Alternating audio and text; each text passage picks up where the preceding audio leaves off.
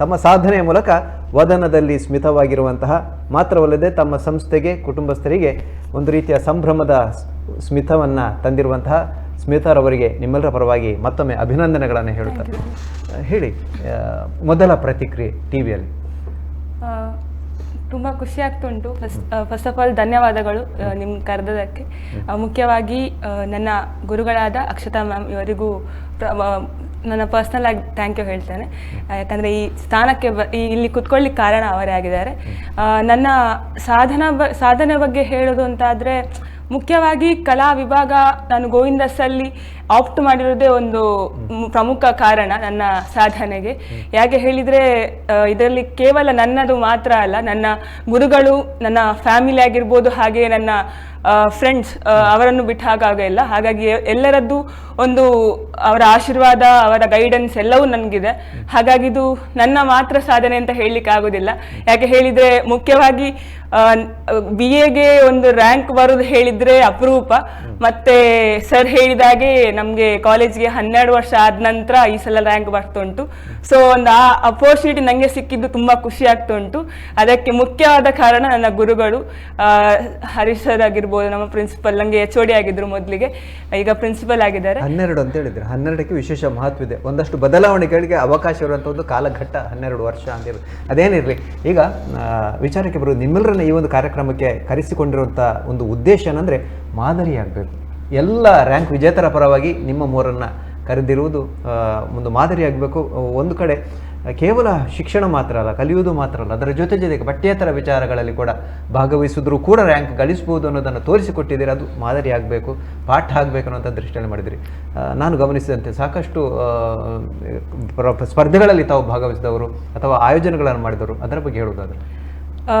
ನಂದು ಕಲಿಕೆಯೊಟ್ಟಿಗೆ ನನಗೆ ಉಳಿದ ಕಲೆ ನನಗೆ ತುಂಬ ಮುಖ್ಯವಾದದ್ದು.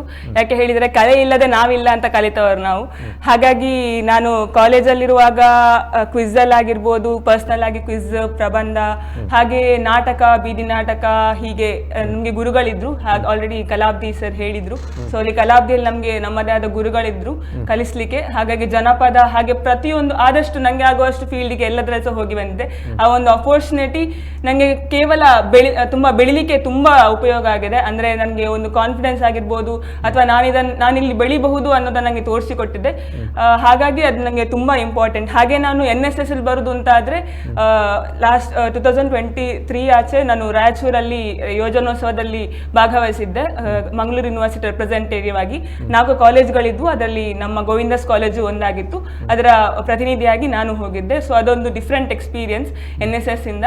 ಹಾಗೆ ನಮ್ಮ ಕಾಲೇಜಲ್ಲಿ ಇವೆಂಟ್ಗಳಾಗುವಾಗ ನಮಗೆ ನಮ್ಮದೇ ಆದ ಒಂದು ಜವಾಬ್ದಾರಿ, ನಿಮ್ಗೆ ಆಗ್ತದೆ ಮಕ್ಕಳೇ ಅಂತ ಹೇಳಿ ನಮಗೆ ಟೀಚರ್ಸ್ನವ್ರು ಕೊಡ್ತಾ ಇದ್ರು. ಸೊ ಅದನ್ನು ನಮಗೆ ಮಾಡಲಿಕ್ಕೆ ಆಗ್ತಾ ಇತ್ತು. ಹಾಗಾಗಿ ಕಲಿಕೆಯೊಂದಿಗೆ ಕಲೆ ಒಂದು ಹೋಗ್ತದೆ ಅಂತ ಹೇಳೋದನ್ನು ನಮಗೆ ಗೋವಿಂದಸ್ ಕಲಿಸಿಕೊಡ್ತೇವೆ ಅಂತ ಹೇಳಿಕ್ಕೆ ತುಂಬ ಖುಷಿ ಆಗ್ತಾ ಉಂಟು. ಸರ್ ಏನು ಹೇಳ್ತೀರಿ? ಸ್ಮಿತಾ ಕಲಾ ವಿಭಾಗದಲ್ಲಿ ಒಂದು ಕ್ರಾಂತಿಯನ್ನೇ ತಂದವಳವಳು. ಸುಮಾರು 12 ವರ್ಷಗಳ ನಂತರ ನಮ್ಮ ಕಲಾ ವಿಭಾಗಕ್ಕೆ ಒಂದು ರ್ಯಾಂಕ್ ಬಂದಿರ್ತದೆ. ಅದು ಕೂಡ ದ್ವಿತೀಯ ರ್ಯಾಂಕ್ ಬಂದದ್ದು. ಅವಳಿಗೆ ನಾನು ಕಾಲೇಜಿನ ಪರವಾಗಿ, ಆಡಳಿತ ಮಂಡಳಿಯ ಪರವಾಗಿ ತುಂಬ ಹೃದಯದ ಧನ್ಯವಾದಗಳನ್ನು ತಿಳಿಸ್ತಾ ಇದ್ದೇನೆ. ಅದಲ್ಲದೆ ಅವಳು ಬರೀ ಕ್ಲಾಸಲ್ಲಿ ಮಾತ್ರ ಅಲ್ಲ, ಅವಳು ಹಾರ್ಡ್ ವರ್ಕ್ ಮಾಡ್ತಾಯಿದ್ರು. ಬರೀ ಕ್ಲಾಸಿಗೆ, ಎಲ್ಲ ಕ್ಲಾಸ್ಗಳಿಗೆ ಹೋಗಿಕೊಂಡು ಬೇರೆ ಬೇರೆ ಕಲ್ಚರಲ್ ಆ್ಯಕ್ಟಿವಿಟೀಸಲ್ಲಿ, ಡ್ರಾಮಾದಲ್ಲಿ, NSS ಅಲ್ಲಿ ಬಹಳ ಆ್ಯಕ್ಟಿವ್ ಆಗಿದ್ದರು. ಅದಲ್ಲದೆ NSSನ ಸೆಕ್ರೆಟರಿ, ಕಾರ್ಯದರ್ಶಿ ಕೂಡ ಆಗಿ ಅವಳು ಕೆಲಸ ಮಾಡ್ತಾ ಇದ್ದರು. ಅದಲ್ಲದೆ ಅವಳು ಈ ಡ್ರಾಮಾದಲ್ಲಿ ಭಾಗವಹಿಸ್ತಾ ಇದ್ದಳು. ಪ್ರತಿಯೊಂದು ಕಾಂಪಿಟೀಷನ್ಗೆ ಕೂಡ ಹೋಗ್ತಾ ಇದ್ದಳು. ನಂತರ ತನ್ನ ಸಹಪಾಠಿಗಳನ್ನೆಲ್ಲರನ್ನೂ ಸೇರಿಸಿಕೊಳ್ತಾ ಇದ್ದಳು. ಈ ಎಲ್ಲ ನಿಟ್ಟಿನಲ್ಲಿ ಅವಳು ಕಾಲೇಜಿಗೆ ಒಂದು ಅಸೆಟ್ ಆಗಿ ಇದ್ದಳು. ಅದಲ್ಲದೆ ಪ್ರತಿಯೊಂದು ಕ್ಲಾಸಿನಲ್ಲಿ ಕೂಡ ಅವಳು ಆ್ಯಕ್ಟಿವ್ ಆಗಿ ಇರ್ತಿದ್ದಳು. ಅವಳು ತನ್ನದೇ ಆದಂತಹ ನೋಟ್ಸನ್ನು ಅವಳೇ ಪ್ರಿಪೇರ್ ಮಾಡಿಕೊಳ್ತಾ ಇದ್ದಳು. ಲೈಬ್ರರಿಗೆ ಕೂಡ ಹೋಗ್ತಾ ಇದ್ದಳು. ಕಾಲೇಜಿನ ಎಲ್ಲ ಕಾರ್ಯಚಟುವಟಿಕೆಗಳಲ್ಲಿ ಕಾಯ ವಾಚ ಮನಸ ತನ್ನನ್ನು ತಾನು ತೊಡಗಿಸಿಕೊಂಡು ಉತ್ತಮವಾದಂತಹ ನಿರ್ವಹಣೆಯನ್ನು ಮಾಡಿ ತೋರಿಸಿದಂತಹ ಒಬ್ಬಳು ವಿದ್ಯಾರ್ಥಿನಿ.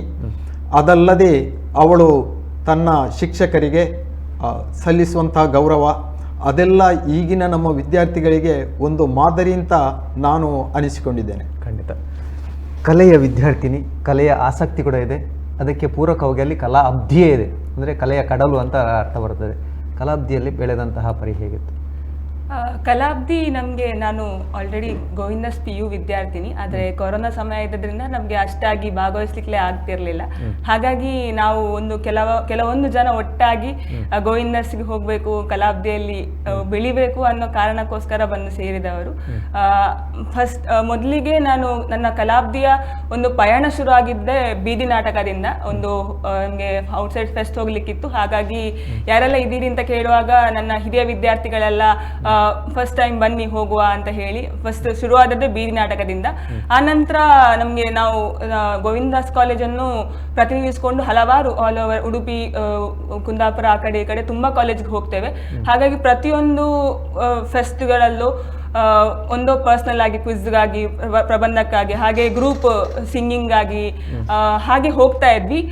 ನಾನು ಹೆಚ್ಚಾಗಿ ಬೆಳೆದದ್ದು, ತುಂಬ ಕಲಿತದ್ದು ಅಂತ ಹೇಳಿದರೆ ನಾಟಕ, ಬೀದಿ ನಾಟಕ ಆಗಿರ್ಬೋದು ಅಥವಾ ಡ್ರಾಮಾಗಳಾಗಿರ್ಬೋದು, ಅದರಿಂದಾಗಿ. ಯಾಕಂದ್ರೆ ನಾನು ಅದರಲ್ಲಿ ಜಾಸ್ತಿ ಭಾಗವಹಿಸ್ತಿದ್ದೆ. ಅದು ಬಿಟ್ಟರೆ ಜನಪದ ಸಾಂಗ್ಗಳು, ಹಾಗೆ ನಮ್ಮ ದಿಯಾ, ಹರ್ಷಿತ್ ಅವರೆಲ್ಲ ಇರ್ತಿದ್ರು. ಸೊ ಹಾಗಾಗಿ ಅವರೊಟ್ಟಿಗೆ ನಾವೆಲ್ಲ ಬೆಳೆದು ಕಲಿತದ್ದು. ಕಲಾಬ್ಧಿ ಒಟ್ಟಾಗಿ ನಮಗೊಂದು, ಅದನ್ನು ನಾವು ಗೋವಿಂದಸಲ್ಲಿ ಇದ್ದ ವಿದ್ಯಾರ್ಥಿಗಳಿಗೆ ಗೊತ್ತಿರ್ಬೋದು, ಅದೊಂದು ನಮಗೆ ಒಂಥರ ದೇವಾಲಯ ಇದ್ದ ಹಾಗೆ. ಹಾಗಾಗಿ ನಾವಲ್ಲಿ ತುಂಬಾ ಕಲಿತಿದ್ದೇವೆ, ತುಂಬಾ ಬೆಳೆದಿದ್ದೇವೆ. ಘೋಷವಾಕ್ಯ ಕೂಡ ವಿದ್ಯಾಪರ ದೇವತಾ. ಹೌದು.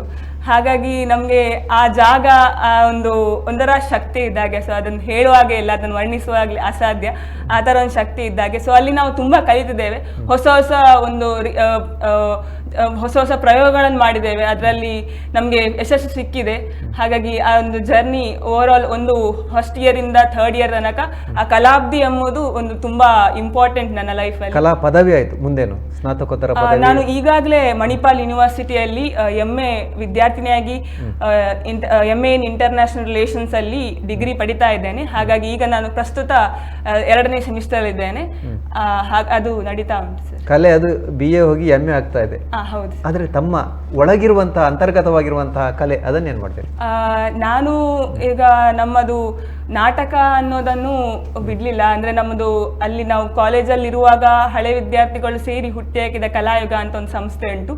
ಅದರ ಮೆಂಬರ್ ಆಗಿ ನಾವು ಈಗಲೂ ಅದರ ಕಾರ್ಯಗಳನ್ನು ಮುಂದುವರಿಸ್ತಾ ಇದ್ದೇವೆ, ಇನ್ನೂ ಮುಂದುವರಿಸ್ತೇವೆ. ಅದು ಬಿಟ್ಟರೆ ನಾನು ಪರ್ಸ್ನಲ್ ಆಗಿ ನಂದು ಕ್ರೋಶೆಟ್ ಅಂತ ಹೇಳ್ಬೋದು. ಸೊ ನಾನು ಕ್ರೋಶೆಟ್ ಅನ್ನು ಮಾಡ್ತಾ ಇದ್ದೇನೆ. ನಾನು ಸೂತ್ರಕಲಾ ಅಂತ ಹೇಳಿ ಒಂದು ಹೊಸ ಸಣ್ಣ ಬಿಸ್ನೆಸ್ ಶುರು ಮಾಡಿದ್ದೇನೆ ರೀಸೆಂಟ್ ಆಗಿ. ಹಾಗಾಗಿ ಅದು ನನ್ನ ಹಾಬಿ ಆಗಿತ್ತು. ಸೊ ಅದನ್ನು ನಾನು ಪ್ಯಾಷನ್ ಆಗಿ ಕನ್ವರ್ಟ್ ಮಾಡ್ಲಿಕ್ಕೆ ಟ್ರೈ ಮಾಡ್ತಾ ಇದ್ದೇನೆ. ಸೊ ಅದು ಹೋಗ್ತಾ ಉಂಟು. ಅದು ಬಿಟ್ಟರೆ ನಾನು ಬರೆಯುವುದು, ಆರ್ಟಿಕಲ್ ಅದೆಲ್ಲ ಈಗಲೂ ಬರಿತಾ ಇದ್ದೇನೆ. ಯಾಕಂದರೆ it is a part of our MA. ಹಾಗಾಗಿ ಅದು ಬರಿತಾ ಇದ್ದೇನೆ. ಅದು ಬಿಟ್ಟರೆ ಹೀಗೆ ಆವಾಗವಾಗ ಕ್ವಿಜ್ಗಳನ್ನು ಆನ್ಲೈನಲ್ಲಿ ಅಟೆಂಡ್ ಮಾಡ್ತೇನೆ, ಯಾವುದಾದ್ರು ಸಿಕ್ಕಿದ್ರೆ. ರೀಸೆಂಟ್ ಆಗಿ ಒಂದು ಅಟೆಂಡ್ ಮಾಡಿದ್ದೆ, ಕರ್ನಾಟಕ ಲೆವೆಲ್ ಇದ್ದು. ಹಾಗಾಗಿ ನಡೀತಾ ಉಂಟು ಸರ್. ಅದು ದಿಯವರು ಮಾತನ್ನು ಹೇಳಿದ್ರು, ನಾನು ಸ್ಪರ್ಧಾತ್ಮಕ ಪರೀಕ್ಷೆಗಳನ್ನು ಬರೀಬೇಕು. ನಿಮ್ಗೆ ಆ ರೀತಿ ಆಸಕ್ತಿ ಏನಿಲ್ಲ? ನಾನು ಫಸ್ಟಿಗೆ VA ಅಟೆಂಪ್ಟ್ ಮಾಡಿದ್ದೆ.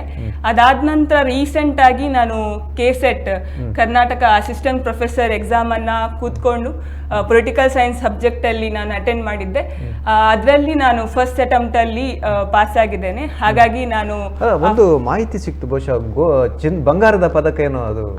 ಹೌದು ಸರ್. ಅದು ಪೊಲಿಟಿಕಲ್ ಸೈನ್ಸ್ ಅಲ್ಲಿ ಆಲ್ ಓವರ್ ಮಂಗಳೂರು ಯೂನಿವರ್ಸಿಟಿಯಲ್ಲಿ ಹೈಯೆಸ್ಟ್ ಮಾರ್ಕ್ ಬಂದದಕ್ಕೆ ಗೋಲ್ಡ್ ಮೆಡಲ್ಗೆ ಸೆಲೆಕ್ಟ್ ಆಗಿದ್ದೇನೆ. ಅಭಿನಂದನೆಗಳು.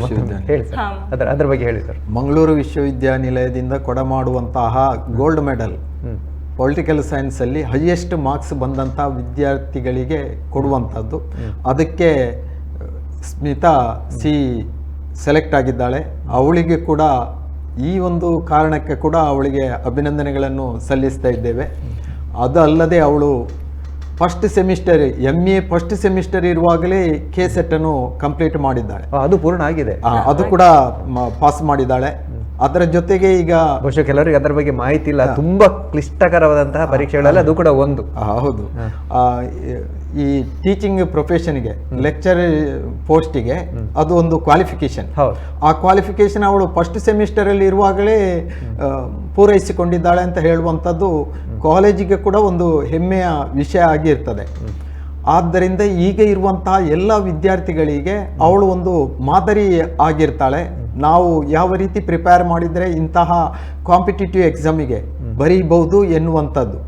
ಈಗ ಅವಳು ಫಸ್ಟ್ ಅಟೆಂಪ್ಟಲ್ಲಿ ಫಸ್ಟ್ ಸೆಮಿಸ್ಟರಲ್ಲಿ ಇರುವಾಗಲೇ ಆ ಪರೀಕ್ಷೆಯನ್ನು ಬರೆದು ಪಾಸ್ ಮಾಡಿದ್ದಾಳೆ. ಅದರ ಜೊತೆಗೆ ಅವಳೀಗ ಪೊಲಿಟಿಕಲ್ ಸೈನ್ಸಲ್ಲಿ ಇಂಟರ್ನ್ಯಾಷನಲ್ ರಿಲೇಷನ್ಸಲ್ಲಿ MA ಮಾಡ್ತಾ ಇದ್ದಾಳೆ, ಅದು ಕೂಡ ಮಣಿಪಾಲ MITಯಲ್ಲಿ. ಅವಳು ಆ ಒಂದು ಕೋರ್ಸ್ ಸೆಲೆಕ್ಟ್ ಮಾಡಿ ಅದಕ್ಕೆ ಹಾರ್ಡ್ ವರ್ಕ್ ಮಾಡ್ತಾ ಇದ್ದಾಳೆ. ಇದರ ಜೊತೆಗೆ ಅವಳಿಗೆ ಅದರಲ್ಲಿ ಸಕ್ಸಸ್ ಸಿಗ್ತದೆ ಅಂತ ನಾವೆಲ್ಲ ನಂಬಿಕೊಂಡಿದ್ದೇವೆ. ಅವಳ ಆ ಹಾರ್ಡ್ ವರ್ಕಿಗೆ ಸರಿಯಾದಂತಹ ಒಂದು ರಿವಾರ್ಡ್ ಬರ್ತದೆ ಅಂತ ನಮ್ಮೆಲ್ಲರ ಅನಿಸಿಕೆ. ಖಂಡಿತ. ಅದರ ಜೊತೆಗೆ ಮನೆಯವರ ಪ್ರೋತ್ಸಾಹ ಕೂಡ ಅಷ್ಟೇ ಮುಖ್ಯ ಆಗ್ತದೆ. ಇವರು ಹೇಳಿದ್ರು NSS ಒಂದು ಕ್ಯಾಂಪ್ ಹೋಗಬೇಕಂದ್ರೆ ಏನಿಲ್ಲ ಅಂದ್ರೂ ಒಂದು ವಾರ ಅಲ್ಲಿ ಹೊರಗಡೆ ಇರಬೇಕಾಗ್ತದೆ, ಅಥವಾ ಬೀದಿ ನಾಟಕ ಅಂದ್ರೆ ಎಲ್ಲೆಲ್ಲೂ ಹೋಗ್ಬೇಕಾಗ್ತದೆ. ಮನೆಯಲ್ಲಿ ಏನಾದರೂ ವಿರೋಧಗಳಿತ್ತು ಅಥವಾ ಅದಕ್ಕೆ ಪ್ರೋತ್ಸಾಹ? ಮನೆಯಲ್ಲಿ ಖಂಡಿತವಾಗ್ಲಿ ವಿರೋಧ ಅಂತ ಏನೂ ಇರಲಿಲ್ಲ. ನಾನು ಅಂದ್ರೆ ಚಿಕ್ಕ ಇರುವಾಗಿಂದ ಸಹ ಅಂದ್ರೆ ಪ್ರೈಮರಿಯಿಂದ ಸಹ ನಾನು ಬೇರೆ ಬೇರೆ ಕಲ್ಚರಲ್ ಪ್ರೋಗ್ರಾಮ್ಸ್ ಅಲ್ಲಿ ಭಾಗವಹಿಸ್ತಾ ಇದ್ದೆ. ಹಾಗಾಗಿ ಅವರೇನು ರಿಸ್ಟ್ರಿಕ್ಷನ್ ಹಾಕ್ತಾ ಇರಲಿಲ್ಲ. ನಿಂಗೆ ಯಾವ್ದ್ರಲ್ಲಿ ಇಂಟ್ರೆಸ್ಟ್ ಅಂತ ಉಂಟು ಅದರಲ್ಲಿ ಹೋಗು, ಒಳ್ಳೇದಾಗ್ತದೆ, ಹೊಸತ್ತೊಂದು ಎಕ್ಸ್ಪೀರಿಯನ್ಸ್ ಆಗಿ ನೋಡ್ಕೊಂಡ್ ಬಾ, ಪ್ರೈಸ್ ಸಿಗ್ಲಿಲ್ಲ ಅಂದ್ರೂ ಪರವಾಗಿಲ್ಲ. ಅದು ಅಂತ ಹಲವಾರು ಒಂದು ಪುಷ್ಟಿ ಕೊಡುವಂತಹ ಮಾತುಗಳನ್ನ ಆಡ್ತಾ ಇದ್ರು.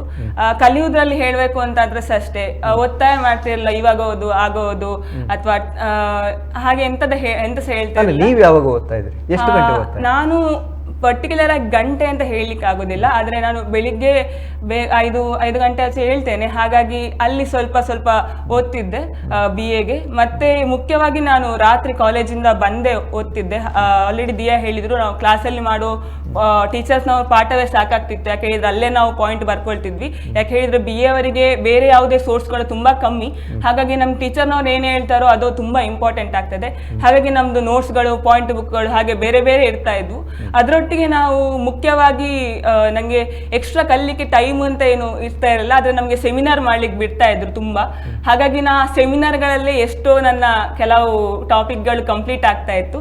ಸೊ ಅದು ಆಪರ್ಚುನಿಟಿ ಸಿಕ್ಕದ್ರಿಂದ ಎಕ್ಸ್ಟ್ರಾ ನನಗೆ ಕಲಿಬೇಕು ಅಂತ ಏನು ಟೈಮ್ ಇಡಬೇಕು ಅಂತಿಲ್ಲ. ಸೊ ಪ್ರಿಪರೇಷನ್ ಅಲ್ಲೇ ನಾನು ಕಲಿತಾ ಹೋಗ್ತಾ ಇದ್ದೆ. ಹಾಗಾಗಿ ಎಕ್ಸಾಮ್ ಟೈಮಲ್ಲಿ ನಮಗೆ ಟೈಮ್ ಟೇಬಲ್ ಬಂದ ನಂತರ ತುಂಬಾ ರಜೆಗಳು ಇರ್ತಿದ್ದ ಕಾರಣ ನಾವು ಅಲ್ಲೇ ಅಡ್ಜಸ್ಟ್ಮೆಂಟ್ ಮಾಡಿ ಓದ್ತಾ ಇದ್ವಿ. ಈಗ ಇವತ್ತು ಪರೀಕ್ಷೆ ಇದೆ, ಪರೀಕ್ಷಾ ಕೊಠಡಿಗೆ ಹೋಗುವಾಗ ಯಾವ ರೀತಿಯ ಮನಸ್ಥಿತಿ ವಿದ್ಯಾರ್ಥಿಗಳಿಗೆ?